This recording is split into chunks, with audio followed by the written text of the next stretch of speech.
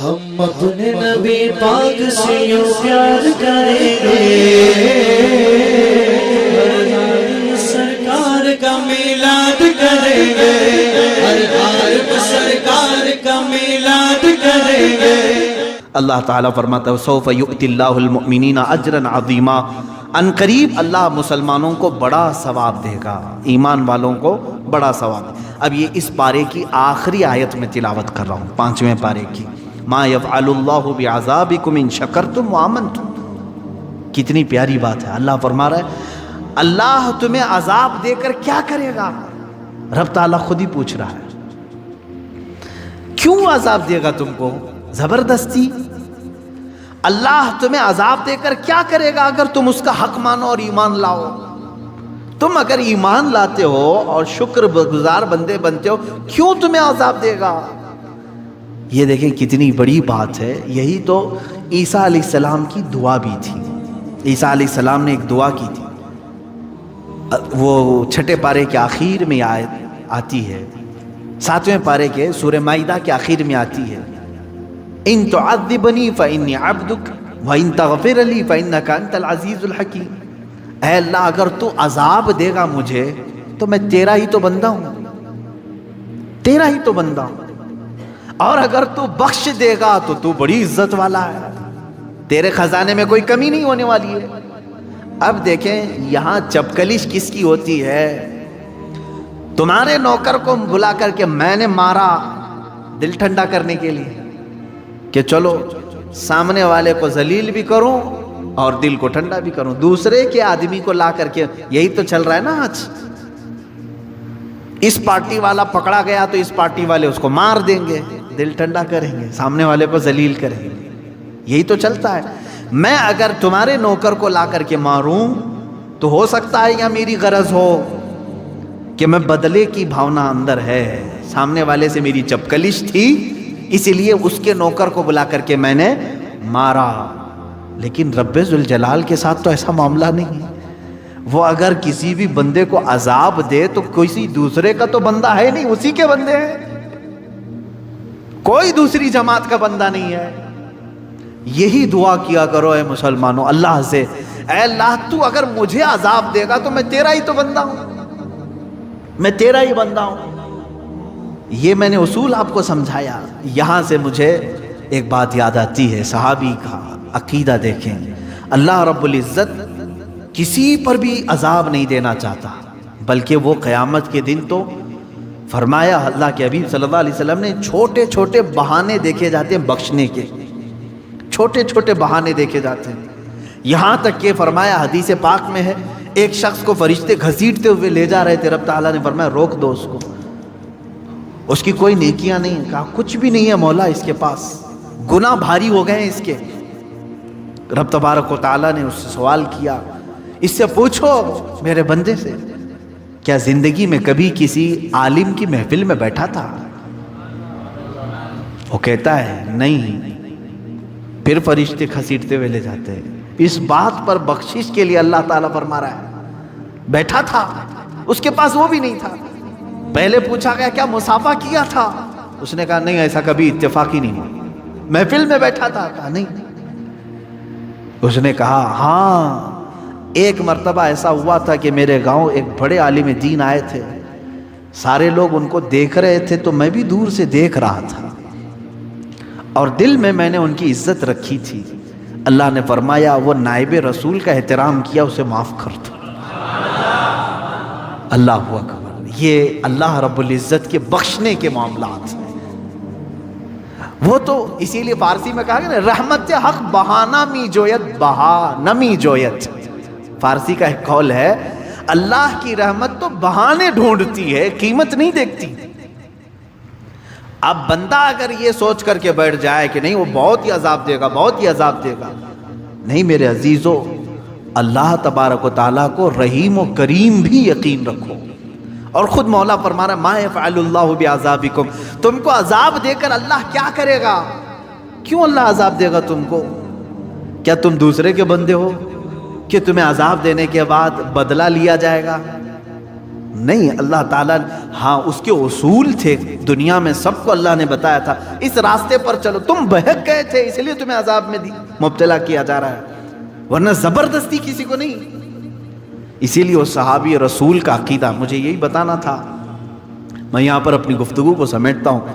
حضور پاک صلی اللہ تعالیٰ علیہ وسلم کے پاس صحابی آئے، کہنے لگے یا رسول اللہ صلی اللہ علیہ وسلم، اللہ تعالیٰ اپنے بہت سارے کام فرشتوں کے توسل سے، فرشتوں کے اسباب سے کراتا ہے۔ بارش برسانے والا فرشتہ میکائیل علیہ السلام، روزی پہنچانے والے فرشتے ہیں، بچے کی ولادت سے پہلے ماں کے پیٹ میں آ کر اس کا ناک نقشہ شکل پوری دینے والے دوسرے فرشتے ہیں، قبر میں سوالات کرنے کا کام کون کر رہا ہے؟ فرشتے۔ تمہارا درود حضور صلی اللہ علیہ وسلم تک پہنچانے والے فرشتے ہیں، بارش برسانے والے، ہوا چلانے والے فرشتے ہیں۔ اللہ تبارک و تعالیٰ اپنے کائنات کے سارے کاموں کو فرشتوں کے لیے مقرر کیا ہے، کاموں پر فرشتوں کو مقرر کیا ہے، سارے کام فرشتے کر رہے ہیں۔ اس صحابی نے حضور سے کیسا سوال کیا؟ پوچھتے ہیں یا رسول اللہ صلی اللہ علیہ وسلم، قیامت کے دن جب ہم سب کا حساب کتاب ہو رہا ہوگا تو کون سا فرشتہ حساب لینے کے لیے اللہ بٹھائے گا؟ جبرائیل کو اللہ نے نبیوں تک پیغام پہنچانے کے لیے مقرر کیا، اسرافیل کو سور پھونکنے کے لیے قیامت کے پہلے، اور پھر میکائیل کو آسمان سے بارش برسانے کے لیے، اسرائیل کو روح نکالنے کے لیے، علیہم الصلاۃ والتسلیم اجمعین۔ صحابی نے پوچھا قیامت کے دن ہمارا حساب لینے کے لیے کون سے فرشتے کو رکھے گا اللہ تعالیٰ؟ اب دیکھیں میرے آقا صلی اللہ علیہ وسلم نے فرمایا، اے میرے صحابی، کوئی فرشتہ نہیں، ڈائریکٹ اللہ ہی حساب لے گا، اللہ تعالیٰ ہی خود حساب لے گا۔ تو وہ صحابی جھومنے لگ گئے، رقص کرنے لگے، واہ میرے رب کی شان، واہ۔ تو کہا کیوں اتنی خوشی کس بات کی ہے؟ کہا اگر یہ فرشتوں کو ڈیوٹی دی جاتی تو پھر وہ ایک پائی بھی ادھر کی ادھر نہیں کرتے، وہ تو اپنے کام میں پورے ہوتے ہیں۔ ہم نے تو اسرائیل کو زندگی بھر دیکھا ہے، ایک منٹ آگے پیچھے نہیں چھوڑتا، روح نکالنا ہی نکالنا ہے۔ لیکن جب میرے آقا آپ نے فرمایا کہ اللہ خود حساب لے گا تو مجھے معلوم ہے کہ وہ اللہ رحمان بھی ہے، رحیم بھی ہے، ستار بھی ہے، غفار بھی ہے۔ جب وہ اپنے بندوں کے حساب لینے پر آئے گا تو کسی کا چھپا دے گا، کسی کو بے حساب معاف کرے گا، کسی کو یوں ہی جنت میں بھیج دے گا۔ جب آپ نے فرما دیا تو میرا یقین بڑھ گیا کہ میرے بھی بخشش کی امید مجھے لگ گئی، قیامت کے دن میرے بھی بخشش کی مجھے امید لگ گئی۔ یہ امید صحابہ کی جو تھی وہی رکھو اپنے رب سے، ہم جیسوں کی بھی بخشش ہو جائے گی۔ اللہ اگر حساب لے، اللہ تعالیٰ اگر حساب لے، ہم سب کی بخشش ہو۔ ہاں فرشتوں کو رکھے گا تو وہ ڈیوٹی پوری کریں گے، وہ ڈیوٹی پوری کریں گے۔ یہی اللہ تعالیٰ فرماتا ہے اللہ تمہیں عذاب دے کر کیا کرے گا اگر تم دو چیزیں کرو، کیا ایک ایمان لاؤ، ایمان پر قائم رہو، اور دوسرے شکر بجا لاتے لو، اللہ تعالیٰ تمہیں کیوں عذاب دے گا؟ وَكَانَ اللَّهُ شَاكِرًا عَلِيمًا، اور اللہ صلہ دینے والا، جاننے والا ہے، بدلہ جزا دینے والا ہے۔ یہاں شکر کا لفظ آیا ہے، جو بندہ شکر نہیں کرتا وہی سب سے زیادہ عذاب میں گرفتار ہوتا ہے۔ دیکھیں حضور صلی اللہ علیہ وسلم نے فرمایا قیامت کے دن معراج کے سفر میں میں نے جہنم میں سب سے زیادہ عورتوں کو دیکھا۔ صحابیات کے پاس حضور فرما رہے ہیں کیوں؟ حضور سے پوچھا کیوں عورتیں زیادہ تھیں؟ حضور فرماتے ہن یکفرن العشیر، اس لیے کہ وہ اپنے مردوں کی ناشکری بہت کرتی تھی۔ ناشکری ایک ایسی چیز ہے جو دوزخ میں لے جاتی ہے، عذاب میں گرفتار کرتی ہے۔ یہ چیزیں بندوں کے اندر بہت آتی ہیں۔ اگر تم ایمان والے ہو اور شکر گزار ہو، ٹینشن مت لو، اللہ عذاب نہیں دے گا، اللہ عذاب نہیں دے گا۔ ایمان پر قائم ہے اور شکر کر رہے ہو۔ شکر یہ ہے کہ ہر بات پر تم الحمدللہ کہو۔ بیماری کے بستر پر ہو، بیماری کے بستر پر ہو، کوئی پوچھے کیسے ہوگا الحمدللہ۔ ہاں کوئی سوال کرے گا کیا یہاں پر بھی شکر کرنا، حالانکہ میں بیمار ہوں، بولوں تو کیا فرق ہے؟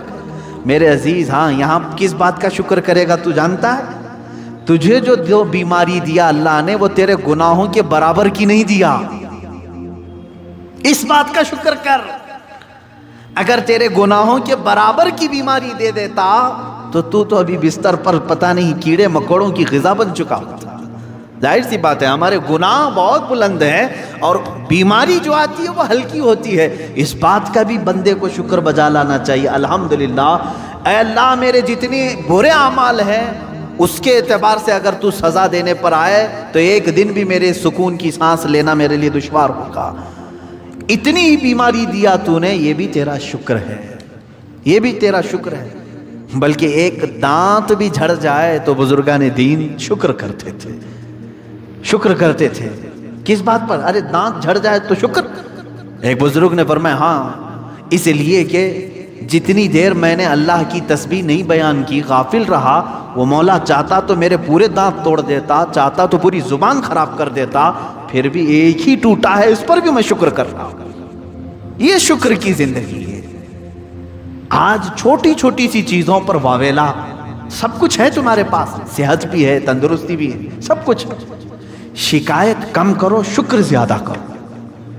کیا آپ نے اپنی زندگی میں ہی جھانک کر کے نہیں دیکھا؟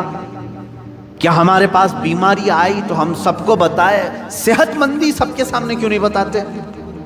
جب مال اچھا آ رہا تھا، برکت خوب تھی، تو کسی کو نہیں بتایا، سب کو چھپا چھپا کر کے رکھا۔ کتنا پیسہ آ رہا ہے کسی کو نہیں بتایا۔ جہاں خسارہ ہوا سب کو بولنے لگے بہت مندی ہو گئی، بہت دھندا خراب ہو گیا۔ تو یہ تو ناانصافی ہے نا۔ تو گویا کہ تم اپنے مولا کی شکایت بندوں سے خوب کر رہے ہو اور اس کی دی ہوئی نعمتیں کبھی بندوں کے سامنے نہیں بیان کر رہے۔ ہونا تو یہ چاہیے کہ اللہ نے فرمایا تم پر میں نے جو نعمتیں اتاری ہیں اس کا اظہار کرو۔ اگر تمہارے پاس مال ہے، اچھے کپڑے پہننا یہ اللہ کی نعمتوں کا اظہار ہے کہ اللہ تعالیٰ نے مجھے لاوارث نہیں رکھا، مجھے کھلا رہا ہے، پلا رہا ہے۔ تمہارے پاس اگر مال اللہ نے دیا ہے، اچھے کھانے کھائے اور دوسروں کو بھی دیا، اچھے کپڑے پہنے اور دوسروں کو بھی پہنایا، یہ فرماتے ہیں وہ شکر گزار بندہ ہے۔ حضور پاک صلی اللہ علیہ وسلم نے پسند فرمایا کہ تم اپنے اوپر اپنے رب کی نعمتوں کا اظہار کرو، اللہ کے سامنے اظہار کرو کہ مولا یہ سب تیرا دیا ہوا ہے، جو میں پہن کے آیا یہ تیرا ہے۔ ہاں ناشکری کرنے والے بندوں میں عورتیں زیادہ ہیں اور مرد بھی ہیں جو سب کے سب دوزخ میں جا رہے ہیں۔ یہی دو چیزیں یہاں پر بیان ہوئی ہیں۔ اللہ تمہیں کیوں کر عذاب دے گا؟ اگر تم ایمان پر ہو اور شکر کر رہے ہو۔ اللہ تعالیٰ زبردستی کسی پر عذاب نہیں نازل کرتا۔ اب قرآن کی وہی آیت ہے، اللہ تعالیٰ فرماتا ہے وَمَا رَبُّكَ بِظَلَّامٍ لِّلْعَبِيدِ، اللہ اپنے کسی بندے پر رائی کے دانے کے برابر بھی ظلم نہیں کرتا، ظلم نہیں کرتا۔ وہ تو معاف پر معاف کرتا ہے، ظلم نہیں کرتا۔ ہاں اگر سزا دے گا تو وہ بھی انصاف کے برابر دے گا، سزا دے گا تو انصاف کے برابر دے گا۔ اسی لیے بزرگوں نے ہمیں تلقین کی ہے۔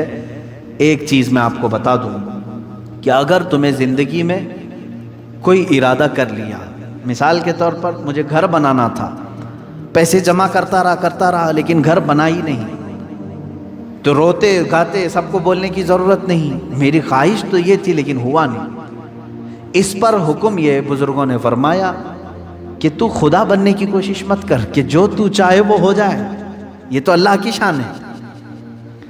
کبھی ایسا ہوگا کہ تو جو چاہے وہ ہو جائے گا، کبھی ایسا ہوگا جو تم چاہتے ہو وہ نہیں ہوگا۔ تو اس میں کیا کرنا چاہیے بندے کو؟ بزرگوں نے فرمایا اگر تیرے چاہنے کے بعد کوئی کام ہو گیا تو یہ کہہ کہ اللہ مجھ جیسے کمتر کو بھی مکمل کر کے دے دیا، اور اگر تیرے چاہنے کے بعد نہیں ہوا تو یوں کہہ کہ اللہ تبارک و تعالیٰ نے اپنے عدل کے مطابق جو کیا وہ بالکل صحیح کیا، کہ مجھ جیسے کے لیے وہ تھا ہی نہیں کام جس کی میں خواہش کر کے بیٹھا تھا، جس کی میں خواہش کر کے بیٹھا تھا۔ میرے مرشد گرامی کا یہ شعر مجھے یاد آتا ہے، اللہ رب العزت کی بارگاہ میں وہ یوں دعا کرتے تھے کہ میں گنہگار ہوں اور بڑے مرتبوں کی خواہش، میں گنہگار ہوں اور بڑے مرتبوں کی خواہش، تو کریم ہے خدایا تیری بندہ پروری ہے۔ یعنی میں چاہتا تو کہ بڑے مقامات مل جائیں لیکن حیثیت نہیں ہے، خواہش تو کر رہا ہوں، مل گئے تو تیرا انعام ہے، نہیں ملے تو یہ تو میری خود کی کوتاہی ہے، ویسے تو مجھے ملنا ہی نہیں چاہیے لیکن مل گئے تو تیرا انعام ہے۔ اللہ رب العزت ہم سب کو قرآن عظیم کی تفسیر اور اس کے معانی پر عمل کی توفیق عطا فرمائے۔ وآخر دعوانا الحمد للہ رب العالمین۔